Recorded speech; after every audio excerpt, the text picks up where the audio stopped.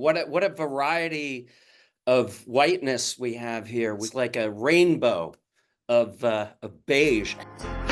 Ain't nothing changed, nothing new here to see. This ain't nothing but some political maneuvering. America. Welcome to the eulogy, eat it up. It's called political buffoonery. Hey there, everybody, and welcome to This Week in DUMBmocracy, where we showcase some of the dumbest newsmakers of the week. Take a look at these fine gentlemen you see here before you on the screen, excluding me, of course. Some of them are washed-up entertainers, wannabe social media influencers, a little bit of both, a little from column A, a little from column B, but they all have two things in common. They're all white dudes, and they're all for Kamala Harris. Ladies and gentlemen, let me introduce you to the latest political fad on the left, white dudes for Harris. I kid you not. White people. Hey man, white people. A group of influencers, washed-up actors, as I said before, wannabe entertainers, or just plain white dudes coming together to support Kamala Harris. Apparently, it's the only way to still be white and be okay with it when it comes to the left. I'm an ally. We're going to go through some of the cringiest videos I've seen all year. But before we do that, please subscribe to the channel, hit that notification bell so you don't miss any other shows. And if you like what you're seeing here in this or any other video on the channel, you know what to do already. You got to smash that thumbs up button, like, comment, share the show with your friends, all that really, really good stuff, because all that's going to feed the YouTube algorithm. Feed me. As always, thank you guys so much for all that you do to help grow the channel. I appreciate all of your efforts. And if you're a newbie out there who may have found this little political channel for the first time, I hope this video earns your subscription as we put the mock in DUMBmocracy. We're going to be talking about an online event involving many white men, apparently, talking about their support for Kamala Harris, talking about what it means to be a white male supporting Kamala Harris, and pretty much whatever they want to talk about. I mean, it defies description, really, what you're going to see in this video. Now, you may be thinking, Gene, this is clearly a low-T soy boy beta male event that really is going to be embarrassing. And while you're entitled to your opinion on all that, I'm not going to be using all those phrases. But you just did it. I'm going to let you draw your own conclusions about what it means to be a white dude for Harris. Hey, just a quick reminder that tonight, Wednesday night, 9 p.m. Eastern Time, we go live behind enemy lines.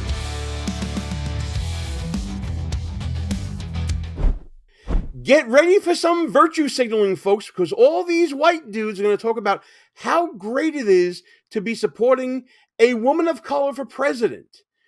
It's going to get real awkward real quick. What a variety of whiteness we have here, with like a rainbow of beige. And so we've begun. You see where this is going already. It's going to be a lot of self-deprecation. There's going to be a lot of self-loathing for being cursed with being born with the skin tone that they have. Skin white as snow. And how it's wonderful that they're able to use their privilege and use their power in support of the woman of color on the ballot that was designated, not nominated, by the Democratic Party. I'm white, I'm a dude, and I'm for Harris. Over the last few years, I've been thinking a lot about men. I mean, the jokes write themselves sometimes. You put in your own. I'm not sure if you guys can recall that feeling you had on the night of Tuesday, November 8th, 2016. Ah, yes, the night that Trump was elected. I remember it well.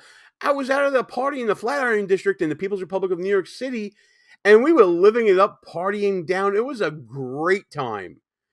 Sure, Josh Gad of Stage and Screen, tell me about your experiences. I stood over my kid's bed, and I wept. What? That sounds like something you should share in therapy, not on a fundraising call to discuss how great it is to be a white dude for Harris. And speaking of which, did Did someone not get the memo? White nationalists in MAGA, they want to speak for you specifically as white men. In the market. And that black gentleman wants to speak for you as well, apparently, because he's going to tell you what to think when it comes to who you should support in this race. The big bad orange man or the woman of color? Marginalized communities that educate me every single day.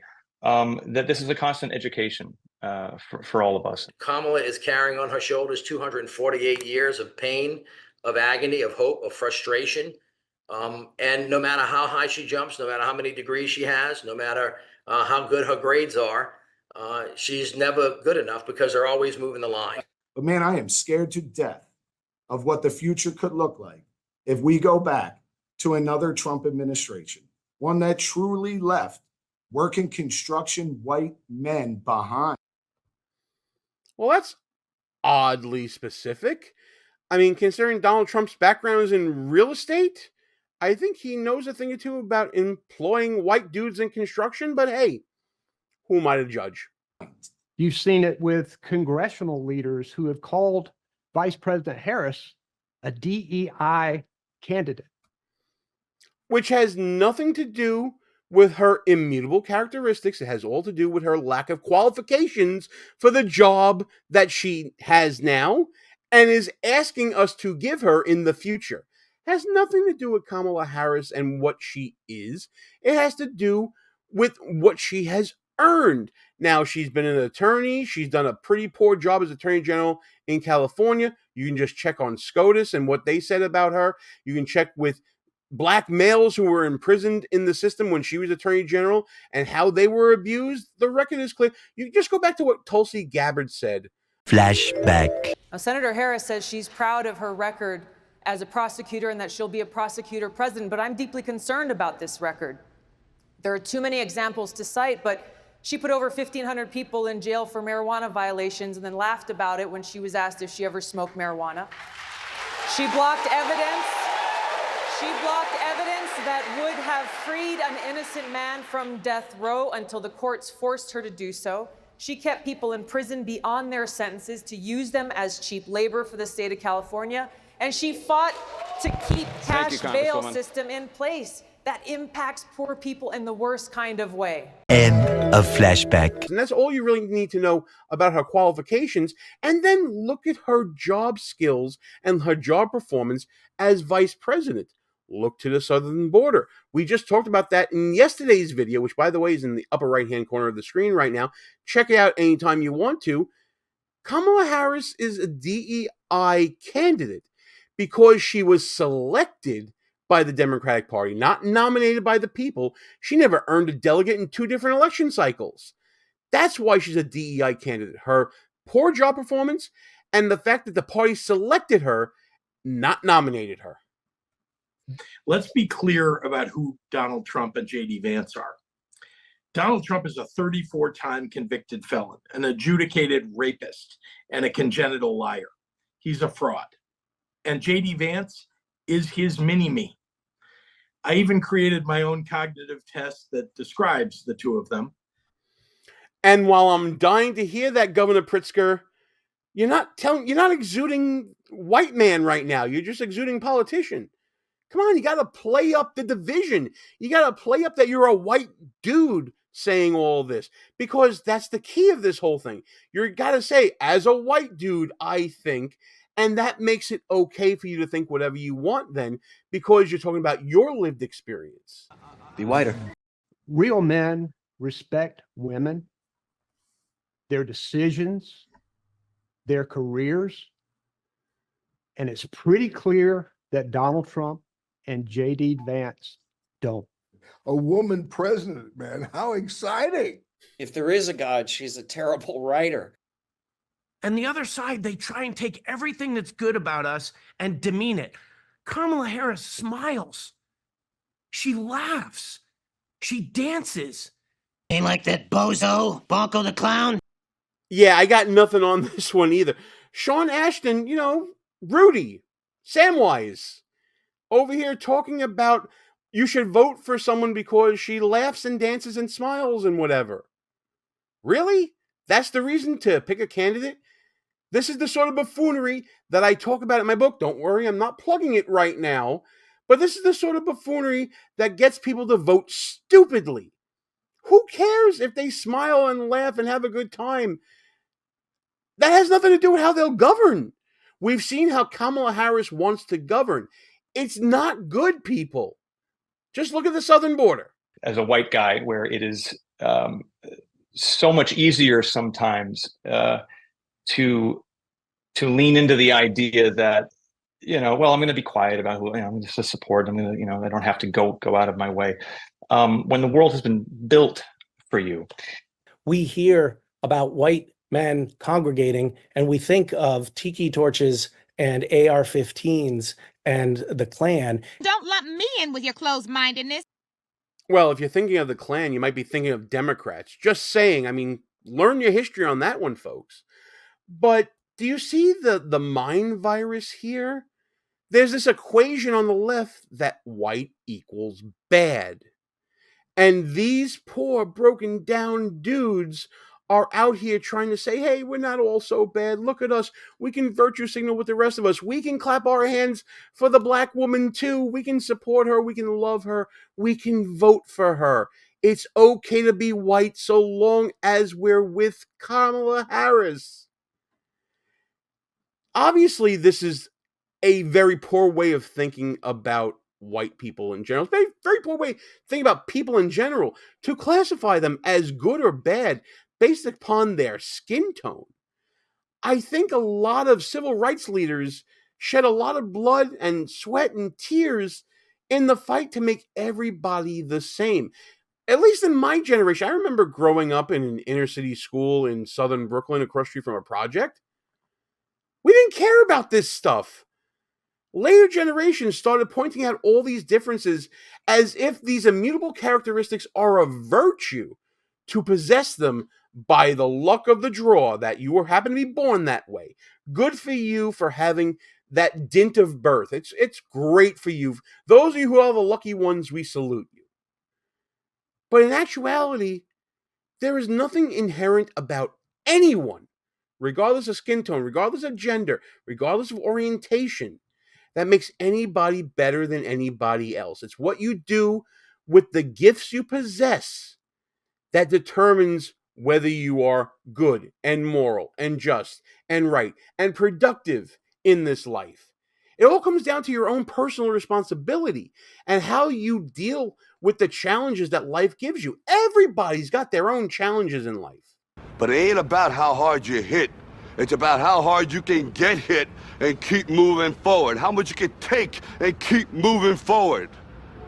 We all get hit in different ways, and we should celebrate it when anyone, regardless of who they are or where they came from, succeed. At least that's just my philosophy.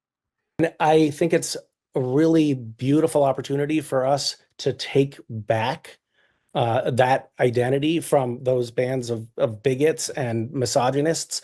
Wouldn't it be? Take back an identity that you imposed on people without getting to know them, that you stereotyped and placed into a pigeonhole? That identity? So you want to fight against this self-created boogeyman. Is that what you're saying? Great if at some point in the near future, an audio tape were leaked of some women engaging in locker room banter where they're saying something like, I hate to stereotype, but in my experience, white men, they tend to fight for democracy and access to healthcare and civil rights and human rights. Pretty sure white men invented democracy. Pretty sure white men brought a constitutional republic to these shores. Maybe check history on this. Maybe I got it wrong. I don't know. But it sounds to me that this is one of the most bigoted statements I've ever heard from, I don't even know who the hell this guy is. If someone can tell me in the comments, that would be great. But this fantasy world that these people live in, where they have these perceptions that are so far from the normie life in reality where we all seem to congregate together. It boggles my mind the lack of self-awareness of how this life in America really is around us. I don't know how these people get through the day with all this negativity constantly breathing down their necks, weighing them down to this point. And environmental justice and economic equality and reproductive rights. Something that I've heard a lot as a white man in Hollywood is that I didn't get such and such an opportunity because they couldn't hire a white man. That's something that you hear now quite often. And when I'm told that, I tell the person, first of all, who told me that to fuck off, because that's racist and it's a lie when they tell you that. It's designed to divide people. Racist and a lie.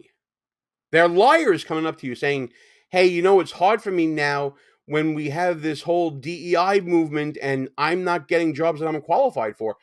Screw you, Whitey. You're a liar. How dare you bring that up? This is the compassionate left, folks. But more importantly, the reason I tell them to fuck off is because I know that everybody else who is maybe being considered for that opportunity is the sort of person who just a little while ago would have not been considered for that opportunity because they were not a white man, except no one would have ever told them that to their face. Oh, well, gee, move to the side and let the poor, underprivileged, lesser qualified, I guess, person take the job that you are supposed to have. At least that's what Adam Kahn over here is thinking. Isn't this the same guy that Joe Rogan punked when they were talking about trans issues? I seem to remember that as well. But put that aside for a moment. It's clear that he wants to ruin the lives of people who probably merit things instead act in favor of people who won a lottery, basically, who are the right skin tone in the right place at the right time. Maybe they're the same skill, maybe they're not the same skill, but hey, that immutable characteristic puts them over the top, and therefore, it's okay to act in a bigoted way, so long as it's against another white dude. Because he's a good white dude. He's voting for Kamala Harris. For once in the entire history of this country, white men don't get every single opportunity. And that's something that I'm proud of. I'm proud to be part of our industry and our country at a time when that's the case. Didn't we have a black president a couple of years ago?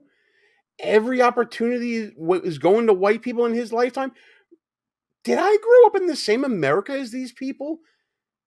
Because that's not my lived experience. Let me know in the comments if that's your lived experience as well. Never has it been more important for us to stand up to his mental illness and vote for Kamala. One day, we all will be asked what we did to stop this MAGA movement. What will your answer be? Oh, that's real simple. I voted for Trump. And I'll do it again this year. Like what you see so far? Go ahead and smash that thumbs up button. Also, leave us a comment and tell us what you're thinking. And don't forget to subscribe so you never miss another show. So yeah, there's some really, really cringy takes from those wannabe influencers and washed up people and whatnot. But I wanted to single out Pete Buttiegieg in this whole confab because for him, white dudes will be more free under a Harris administration because women will be able to get more abortions? What's really filling my sails right now, and what I think Kamala Harris is expressing so well right now, is the positive side of all this, a reminder of what we are for, namely freedom. I'm so glad she has made freedom the theme of her campaign because I think in so many ways that's what's at stake. And yes, women's freedom is Exhibit A after Donald Trump demolished the right to choose. But of course, men are also more free in a country where we have a president who stands up for things like access to abortion care. Men are more free when the leader of the free world and the leader of this country supports access to birth control. Now listen, I'm not here to tell you what position you need to take on abortion. It's a very controversial topic. I understand it's a very hot button. It's a flashpoint in politics. I'm not telling you how to think. But I am questioning Buttigieg's logic here. I'd love to know how he makes the leap from access to abortions to men being more free. Does he mean that they're more free to get women knocked up? I'll let you guys noodle that one for a little bit. Whew, where to begin with all this? There's so much buffoonery on display here. I talk about most of it in my book, Schnooks, Crooks, Liars, and Scoundrels, a field guide to identifying political buffoons. Get it in the camera, Gene. Available right now on Amazon, at Barnes & Noble, and other online bookstores. I mean, the narcissism and the arrogance here is palpable from these influencers, thinking that they can go out there and change the culture. But what culture are they trying to change anyway? I think we saw in the video. The culture they're trying to change is the one they created themselves. The narrative they created about how bad white men are. The real story behind this video is that Kamala Harris has a significant deficit when it comes to the white male vote. And this is a way to try to drum up interest in that group of people, in that category of people, to come over to her side. It's all political theater. It's all kabuki theater in that respect. But in a larger sense, all of this virtue signaling just reinforces division. Now it's division within divisions.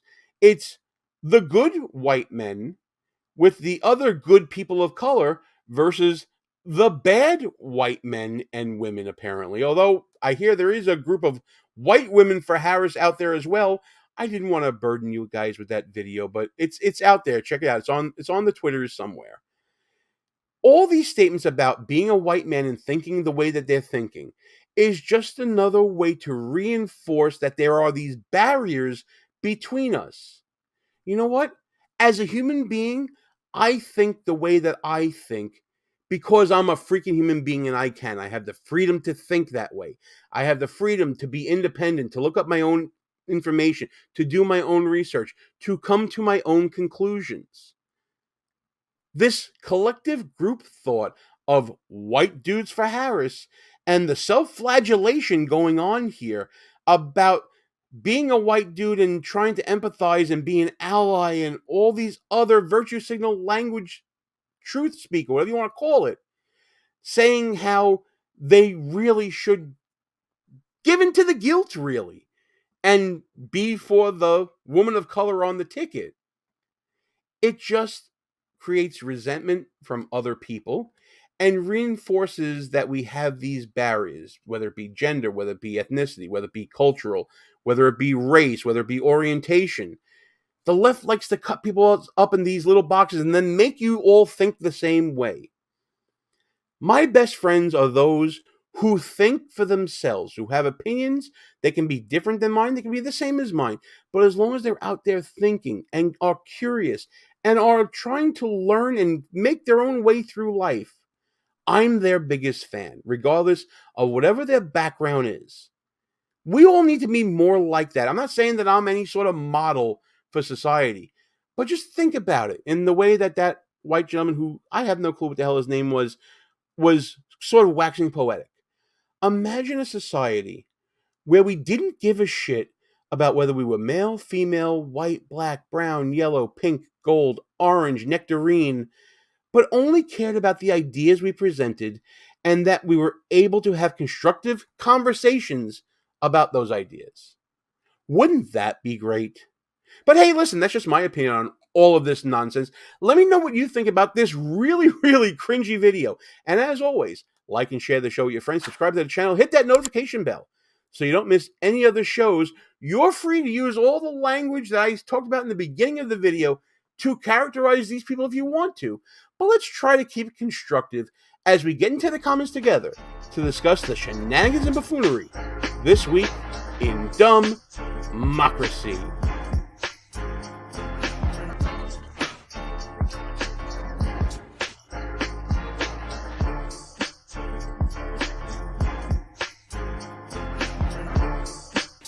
All views and opinions expressed here are not necessarily of the mainstream media and may offend some listeners.